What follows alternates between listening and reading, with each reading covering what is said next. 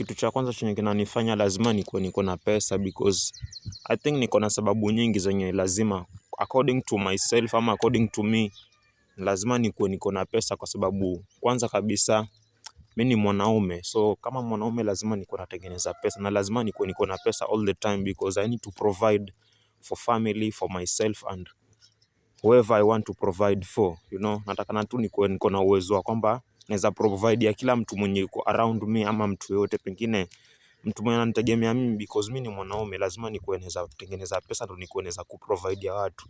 The next thing ama sababu nyingine yenye inanifanya lazima niko na doo ni kuwa na hiyo independence. So unaona, kama independence, lazima niko na independence ndio naweza kuprovide. Unaona, independence inamaanisha hiyo kama fully dependent on yourself and just doing things zenye naweza kufanya bila kutegemea mtu yoyote. Unaona, so lazima niko na independence,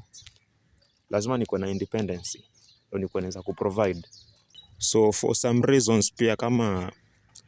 reasons kama firstborn nataka na tu kuwa unaweza kuwa tu na pesa, because kama firstborn your siblings pia wanakuwa wanatarajia tu unaweza tengeneza pesa kila wakati, because at the end of the day, I mean, kuna watu wenye wanakuangalia, ama some people look up to you, and you gotta have this ability of making the income or money, so that ndo kuna hiyo ability ya kuprovide. I mean, all in all, you just need to have the resources to provide. Nataka na kuwa unaweza kusaidia tu familia, ama pia wewe mwenyewe independently, ama kwa sababu tu sasa pia kuna watu wenye tu wana expect wewe kila wakati ukwe tu kuna huo uwezo, and that's it.